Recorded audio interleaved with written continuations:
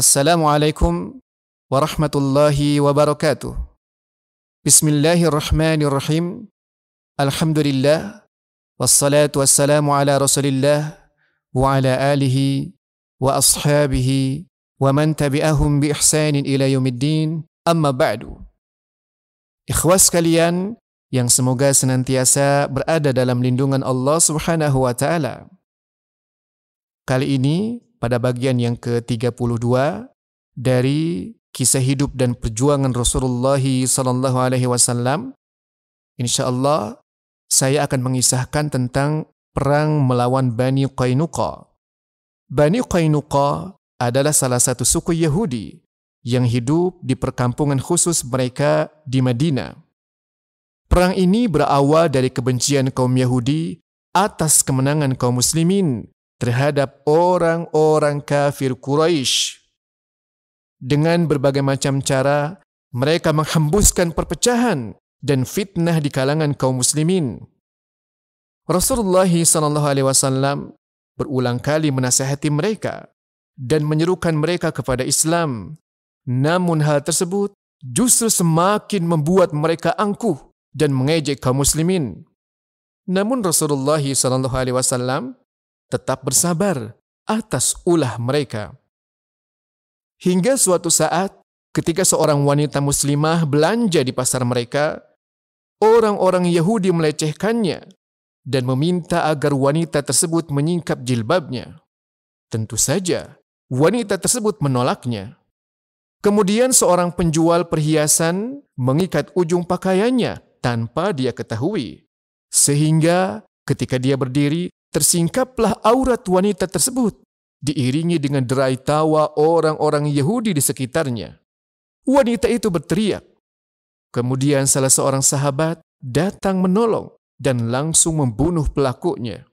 Namun kemudian orang-orang Yahudi mengeroyok dan membunuhnya. Ketika berita ini sampai kepada Rasulullah SAW, beliau langsung mengumpulkan tentaranya dan memberikan bendera kepada Hamzah bin Abdul Muttalib. Lalu mereka menuju Bani Qainuqa. Ketika melihat kedatangan kaum muslimin, orang-orang Yahudi segera berlindung di balik benteng-benteng mereka. Pasukan Rasulullah SAW mengepung mereka dengan rapat selama 15 hari pada bulan Syawal hingga awal Dzulqa'dah tahun kedua Hijriah.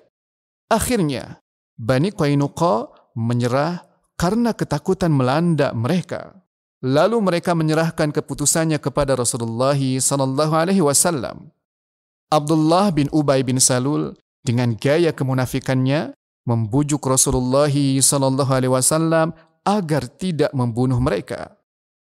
Rasulullah SAW akhirnya mengusir mereka dari kota Madinah agar tidak tinggal berdampingan dengan kaum muslimin.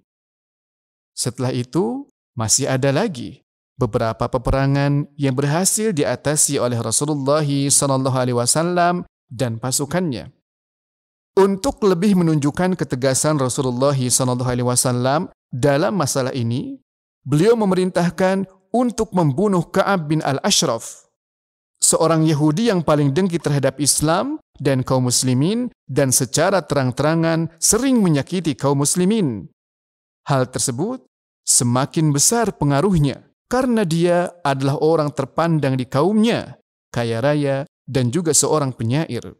Tugas tersebut dilaksanakan oleh para sahabat yang dipimpin oleh Muhammad bin Maslamah. Hal ini semakin menambah kegentaran bagi orang-orang Yahudi bahwa Rasulullah SAW tidak segan-segan mengambil tindakan tegas jika ada yang bertindak sewenang-wenang terhadap kaum muslimin. Ikhwah sekalian, demikian yang bisa saya sampaikan pada kesempatan kali ini. Wassalamualaikum warahmatullahi wabarakatuh.